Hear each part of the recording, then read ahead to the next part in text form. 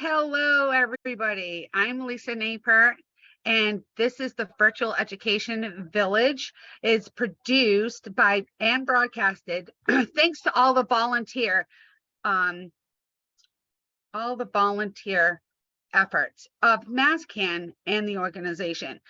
The Massachusetts Cannabis Reform Coalition is a registered 501c4 nonprofit dedicated to the educating of lawmakers, regulators, and the general public about the harms caused by the decade-long racist drug war. To find out more about becoming a member, please visit at masscann.org and follow us on the Facebook page at facebook.com and also on Instagram at masscann.org. You can also find us on the YouTube channel as well under masscann.org. Today, we have with us for our 24th Visual Educational Village educational discussion. The Virtual Ed Village has become an integral component of MassCann's educational mission in the time of coronavirus and continues to be. Today's educational discussion is titled The Alchemy of Cannabis, a mini-series. With me today to discuss the multifaceted area is Michael Goodenough. He's the founder and chief technology officer of D&G Agtek. D&G Agtek is a founding member of the Northeast Sustainable Hemp Association Advisory Board as well. He's also a founding member of the Connecticut Industrial Hemp Association. Mike is an advocate of hemp in the industry. His passions specialize in hemp CBD from soil to oil and much, much more. On behalf of MassCann Board, the organization, we are pleased to welcome you to the 24th Virtual Ed Village. Good evening, Mike. Please tell a little bit about yourself. Hey, how are you? And thanks for having me. Thank you. Tell us a little bit about yourself. So we are a hemp established organization. We started out in 2015 working with UConn, and in 2018 we launched a pretty extensive program and organization. We are what you call vertically integrated. So we produce seeds, we produce hemp, we produce and dry and cure. We extract the material, and then we are a licensed licensed cosmetic organization. And so we make end products that go out to consumers. But along the way, we also do the same effort for about 78 farms across the country. There's about 48 of them here in New England. So we help them to grow, we help them to extract their material, and then we help them to put it into products so they can get to a higher tier revenue. So we're very much all about sustainability in the community. And regardless of what ancillary business integrates into the hemp industry, we're full force into it. And I think one of our brands, Sweet Heal, is rather well known within the industry. And that's, the outlet for our brand. I'm showing our audience your Sweet Heal, as I actually just happened to put it on today. So thank you very much for that, and thank you for what you do. We had a discussion, and we touched so many subjects in what needs to go out for education, what's new, what's going on, what's the ins and outs. And because there's so much to talk about, I know that we came to a consensus of doing a mini series, and thank you for that. So today's topic is the alchemy of cannabis. So we're going to start today with our advocator here, Michael Goodenough, and start with, kind of like Cannabis 101. For those of you who don't know this information, and those of you who may be new to coming to being educated, this mini-series will help you understand a lot of the ins and outs of the different ways that cannabis is beneficial, and in ways that it can be used in the industries in many different levels as well. So Michael, first question, Cannabis 101. What is cannabinoids? This is probably, the most interesting of all the questions. It's if we want to break it down simply, it's this pool of these wonderful molecules that are very beneficial to our body. This same pool of molecules, we are discovering more and more every single day. So there's about 140 of these cannabinoids that are created from a cannabis plant. And out of those 140 different molecules, we only know of about 27 to 37 of them. So we're discovering every day all kinds of nuances. The reality is these cannabinoids have been known for a long time, some of them. So let's talk about THC and CBD. However, there are lots of minors. There are lots of smaller molecules that are found within the plant. And those smallers are the ones that we're doing massive discoveries around, like the CBDVs and the CBMs and the CBTs. And so as we go through these discoveries and understanding of each one of these different cannabinoids, it really changes our overarching understanding for how much this plant does to benefit us. But these cannabinoids are literally a defense mechanism of our plant. Cannabis creates a poison, which we call a trichome. That poison to insects, to larvae, right? Small caterpillar larvae and other things, butterflies, that molecule or that trichome actually becomes something that can hurt them. And so to us, it's very beneficial. However, to the plant, it is absolutely a defense mechanism to protect the flowers that are growing within the plant. Interesting. So when we talk about these minors, what should we keep in mind when trying to incorporate not just CBD and THC, but these minors as well? And is there a term like the word entourage that may be applied here? Of course. Wonderful. Yeah, so let's start at the beginning. If you isolate any one of these molecules or any one of these cannabinoids from any other cannabinoid, it becomes what we call isolate, right? Isolate is an isolated singular molecule from all of the rest of them. If you take one of these components away from the other, it gives you a benefit because we can study it medically, right? We can say this exact molecule does this exact thing. However, much like any other sap, beneficial sap that comes from any tree or any other plant, it's really important to keep it with the other molecules that are formed within that secretion. And so that trichome isn't an isolated molecule, it's a combination of all of them, and this becomes the entourage. Now, the entourage effect can be broad, meaning it has one molecule or two molecules removed, but it still remains with the majority of the rest of the spectrum. Or you have full spectrum. Full spectrum would insinuate that you have all of the molecules that originated in the plant that it was taken from. Then you have whole plant. Whole plant would equal all of the greens and all of the wonderful nutrients that comes with the plant, the omegas, the iron, the positive benefits, the fats, and some of the sugars that come with the plant. And realistically, you have other means of extraction methodology. So you have rosin and hashes and other means, but these are all the same trichomes. These are all the same cannabinoids. And it's just a matter of what extra pieces come with that cannabinoid.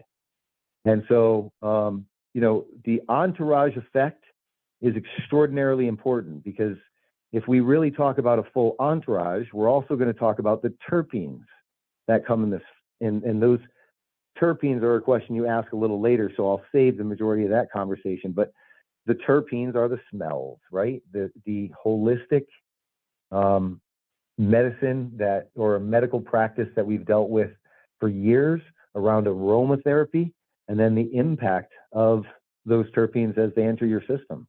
So that is a true entourage effect with all of them together, along with, again, whole plant and terpene or without.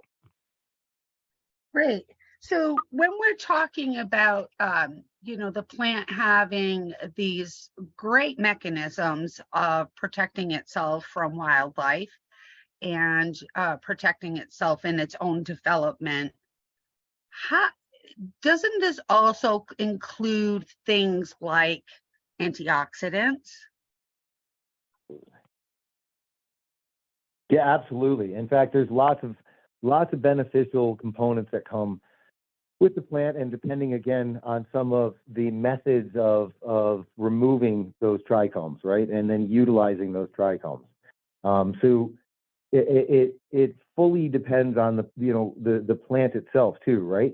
This molecule is made up of carbon, it's made up of hydrogen, it's made up of the components that our body normally wants to consume, which, remember, these are the same things that we provide our plant when we are growing it, right? So oxygen becomes a very important component and part to my root structure, where CO2, or the carbon side of the fence, becomes more important to the top of my plant, right? And then again, hydrogen is an extraordinary component of what we deal with within this plant. And so as the molecules convert, let's say the concept of decarboxylation, we're removing a carbon molecule from the total, or a carbon atom from the total molecule. And so at the end of the day, that becomes a benefit. It becomes something. And whether it's lost in temperature, or whether it's lost during that conversion, there's wonderful things that happen to the plant. And again, those omegas and the irons and so forth. So it's an amazing area to discuss when we talk about a real entourage or a whole plant effect.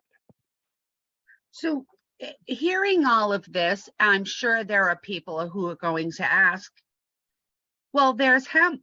Can't hemp do the same thing? What are the differences between hemp and cannabis?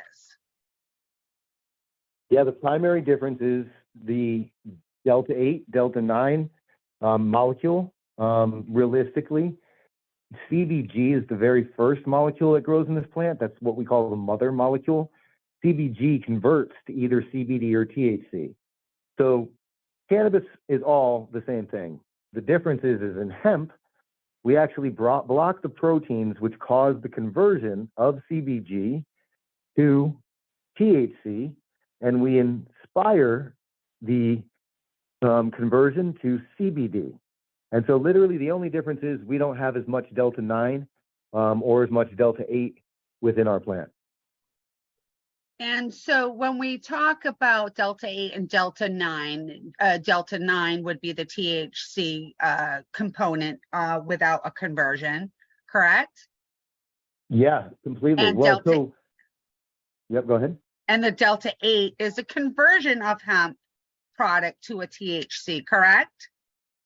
Well, delta 8 and delta 9 are both natively in hemp. They're very small amounts of delta 8, very tiny. So this is the THC molecule. This is what now there's a delta 6. The delta 6A, 10A, is what you would call Epidiolex. Epidiolex is a drug that's used to prevent epilepsy, right? And it's patented. It is. It's a pharmaceutical. Yep. That's right. And that's made from CBD. They convert CBD into delta 6. You have delta 7, which I have never seen a single hemp strain in the world have delta 7. However, you can take my CBD molecule and convert it into delta 7. You have delta 8 and delta 9, which are both native to the plant, meaning I can find them in hemp all over the world. It's very small amount. It's 1/1000th. The delta 8 is 1/1000th, right? Where the delta 9 is less than 0.3. And so it's a very small amount of delta 8, but you see it in there. It exists in the hemp. And delta 9 is that's what we normally all consume in most cannabis that we consume. And then delta 10, again, I've never seen it natively within the plant. And what we're doing is simply moving a hydrocarbon, one single carbon within this molecule. And that is giving us different effects of high. So I relate Delta 8 to being a body high. It's not front lobe, right? Delta 9 is very much front lobe. To me, that is the difference between a sativa and an indica, quite frankly. An indica is very much a body high to me, whereas a sativa is very much a front lobe high to me. And we're generalizing, right? Understanding that there's been lots of genetic morph and change within those two general common originating effects of those genetics. So a lot of people, I think, would argue that sativa and indica don't necessarily represent those exact avenues, but their origin did. When sativa was first really globally spread about, it was very much an energetic high. Indica was very much a relaxing and in the couch kind of high, right? Right. And so at the end of the day, those are our molecules that, again, we know of right now. So what is new in cannabis education right now in terms of new information coming forward in studies, maybe at the college levels or something? Do we have new baseline information to refer to now? Yeah, I think this really is the key to these series that we're talking about doing, right? Yeah. The reality is everything we're talking about right now with these cannabinoids, what exists, what does it do? These are things we'll all, we'll go over much more in depth and individually as we go. But this is the incredible part, the academia, the world of universities. We as hemp can do a lot of work with the university because it is an agricultural crop. As a THC organization, we wouldn't have the same integration because most of the students are below the age of 21. And so you can't really influence that youth, right? So we have a major advantage right now in the hemp space of working with these universities. And we are really lucky to be working with UConn, UMass, SUNY, State University of New York, Eastern. We're doing all kinds of studies on the endocannabinoid system in each organ. We're doing studies on the conversion of these molecules. So I don't want to do it chemically and in a flask. I want to do it by the botany of the plant. I want to give the plant healthy, beneficial, either enzymes, which are bacteria or mold, that are going to allow that plant to convert into, let's say, CBDV, which is an appetite suppressant, right? Or enhance the CBT. CBT reduces the vascular swelling in your eyes. I don't want to convert these molecules in a flask with chemicals, which you can do. I want the plant to create and convert them naturally. And so a lot of our studies are on what endophytes actually create that uptake or conversion of the molecules,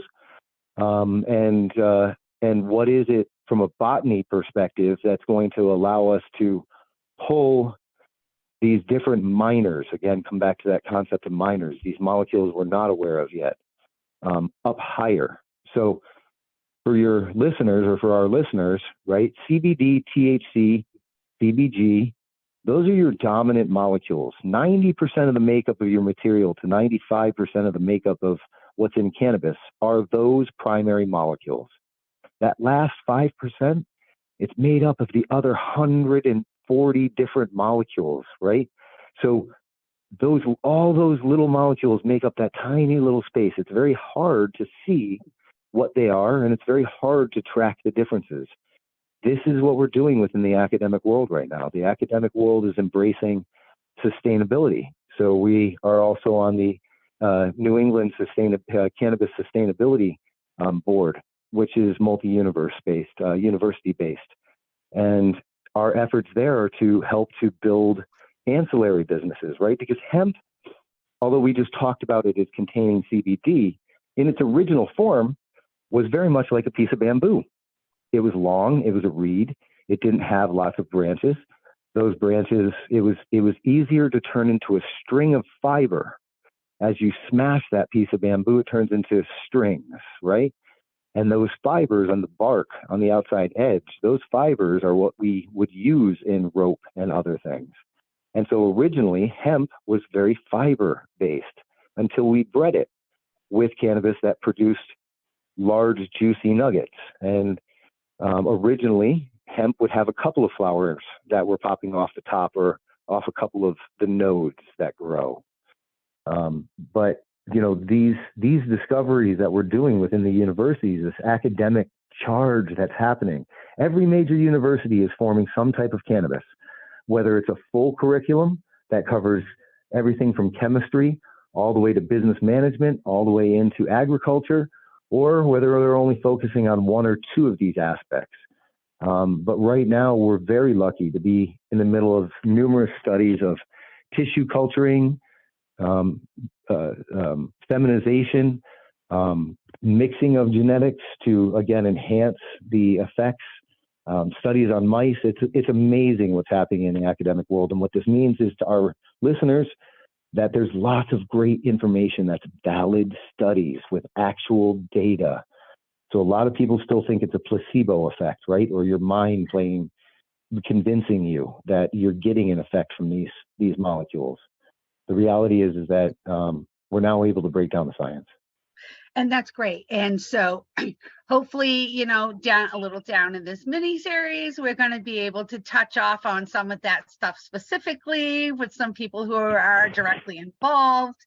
But you touched on receptors and endocannabinoid, and I kind of want you to, part of this basics is describe how the endocannabinoid system is like the cannabis plant and how those receptors react to utilizing the plant. So we have a CB1 and CB2 receptor in most of our bodies, in all of our body. We have them in all of our organs. So you have them in your stomach, and you have them in your kidneys and your liver, and you have them in your, and remember, the largest organ of the body is your skin, right? And so each one of those receptors, CB1 receptor is really about when you get high, right? That's really the one that adds to the psychotropic effects. Your CB2 receptor is really focused on anti-inflammatory.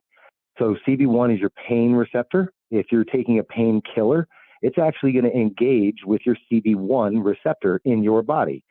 CB does not stand for CBD. CB is a receptor that's used throughout your body, but it's not just for CBD, it's for everything. If you're to take melatonin, it's going to work with your CB2 receptor, and it's going to cause drowsiness. If you're to eat CBN, as in Nicholas, well, that same CB2 receptor is going to work with that in that exact same capacity as it did with that melatonin, right? So this endocannabinoid system that we actually have is directly connected to our central nervous system. And as our body takes in these molecules, it utilizes them, and it utilizes them through our receptors. And those receptors can be blocked.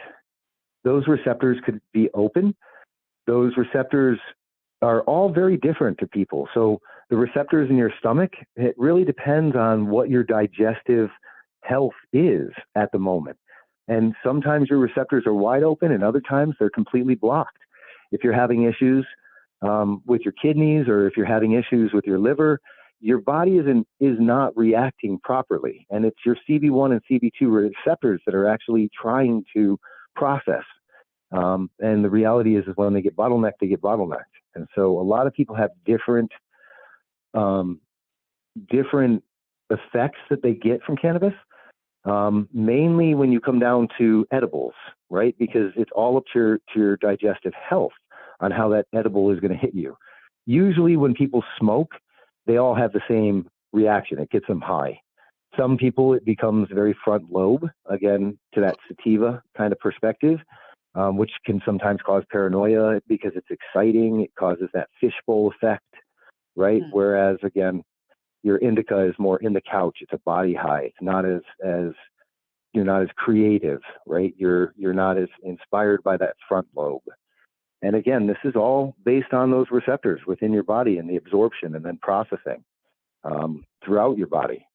And so our endocannabinoid system very clearly is directly connected to our central nervous system. That is why CBD and THC are both very effective for epilepsy. very effective for when that synapse tries to move throughout the body and oftentimes either gets lost or is not understood on the other end. And so, it's very advantageous to calming.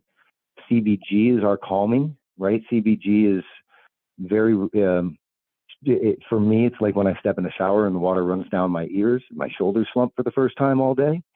The reality is that same CBG component will really help to calm and still the anxiety of a patient, someone with Parkinson's or other things.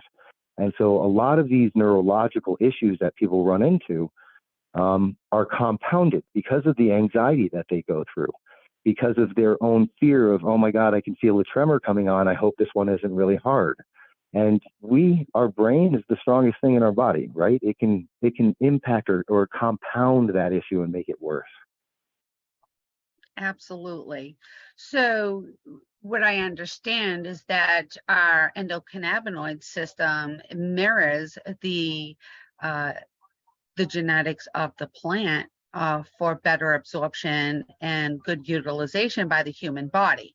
We also know that, every living thing has an endocannabinoid system, including animals and other plants, right?